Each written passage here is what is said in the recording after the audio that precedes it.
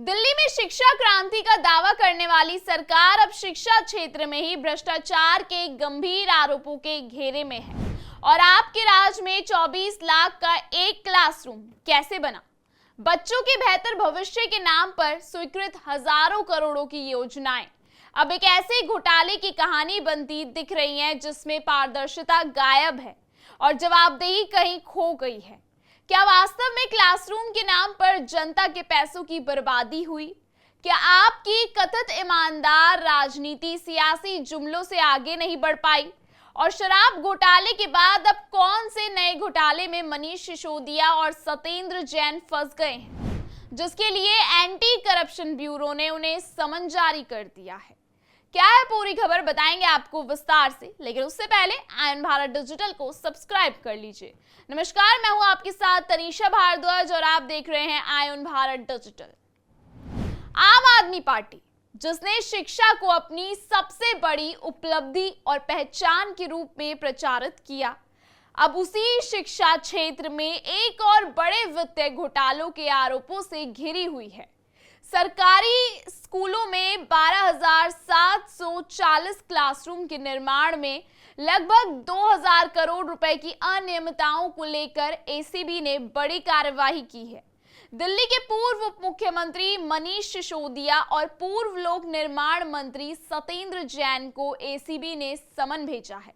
ACB ने 6 और 9 जून को पूछताछ के लिए बुलाया है। यह कार्रवाई अचानक नहीं हुई, बल्कि इसके पीछे कई वर्षों की शिकायतें, रिपोर्ट्स और इनएक्टिविटी का लंबा बैकग्राउंड है।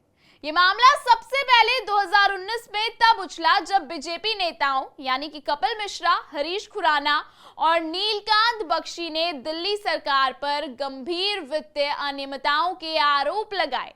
उनके मुताबिक जहां एक सामान्य क्लासरूम का निर्माण मात्र 5 लाख में हो सकता था, वहीं दिल्ली सरकार के निर्माण कार्यों में एक कक्षा की औसत लागत 24.80 लाख तक पहुंच गई, यानी लागत में 5 गुना तक की बढ़ोतरी। इन आरोपों को महज राजनीति करार देना आसान होता, लेकिन 2020 में केंद्रीय सतर्कता आयोग सीवीसी की रिपोर्ट ने इन संदेहों को औपचारिक रूप से प्रमाणित किया। रिपोर्ट में बताया गया कि न केवल सीपीडब्ल्यूडी के नियमों की अवहेलना हुई, बल्कि टेंडर प्रक्रिया में गंभीर गड़बड़ियों और वित्तीय दिशा निर्देशों की अनदेखी भी सामने आई। सबसे हैरान करने वाली बात यह रही कि सेमी परमानेंट स्ट्रक्चर के निर्माण के लिए 8,800 प्रति वर्ग फुट की दर निर्धारित की गई, जो सामान्य बाजार दर से लगभग 5 गुना अधिक है। यह तब से है जब दिल्ली जैसे महानगर में निर्माण की लागत, निगरानी और पारदर्शिता पर विशेष ध्यान देने की आवश्यकता होती है। इसके अलावा यह भी सामने आया कि 2015 और 16 में जिन प्रोजेक्ट्स को स्वीकृति दी गई थी, वो जून 2016 तक भी पूरे नहीं हो सके। इस देरी के दौरान निर्माण लागत में 17 से लेकर 90 तक की अप्रत्याशित बढ़ोतरी दर्ज की गई।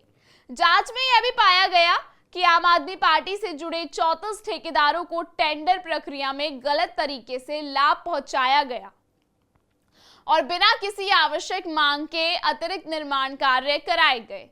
इन सब बातों के सामने आने के बावजूद आम आदमी पार्टी का जवाब रिलेटिवली पॉलिटिकल रहा है।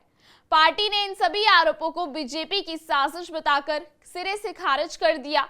मनीष सिसोदिया और पार्टी नेताओं का कहना है कि चाहे उनके खिलाफ कितने भी केस दर्ज कर लिए जाएं, वे बीजेपी के सामने नहीं झुकेंगे। लेकिन जब बार बार सीवीसी, दिल्ली विजिलेंस डायरेक्टोरेट और अब एसीबी जैसी संस्थाएं अनियमितताओं की पुष्टि कर रही हैं, तो इसे मात्र एक साजिश करार देना राजनीतिक जिम्मेदारी से बचने का प्रयास लगता है। इस मामले में उपराज्यपाल ने मार्च 2025 में जांच निर्देश दिए थे, जिसके बाद 30 अप्रैल को एफआईआर दर्ज की गई। यह कार्यवाही ऐसे समय पर हो रही है जब मनीष सिसोदिया और सत्येंद्र जैन पहले से ही दिल्ली शराब नीति और मनी लॉन्ड्रिंग केस में जमानत पर हैं।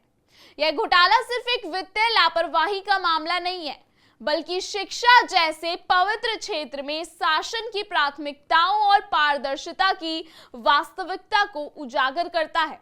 अब सवाल उठता है कि क्या शिक्षा मॉडल केवल एक राजनीतिक नैरेटिव था या उसमें वास्तव में ईमानदारी और कुशल प्रबंधन की प्रतिबद्धता थी। अगर क्लासरूम निर्माण जैसे कार्यों में ही पारदर्शिता का अभाव है तो फिर बाकी व्यवस्थाओं की सच्चाई को लेकर जनता कैसे विश्वास करे। अब जबकि एसीबी की जांच तेजी पकड़ चुकी है, यह देखना अहम होगा कि सच्चाई किन तथ्यों के साथ सामने आती है। लेकिन फिलहाल इतना स्पष्ट है कि जब बात जनता के पैसों की हो तो केवल राजनीतिक भाषण नहीं, जवाबदेही ही सबसे बड़ा मूल्य बन जाती है। फिलहाल इस खबर में इतना ही। इस खबर पर आप अपनी क्या राय रखते हैं, कमेंट सेक्शन में हमें जरूर बताइएगा। ऐसी तमाम बड़ी खबरों को लगातार देखने के लिए बने रहिए आयोन भारत डिजिटल पर।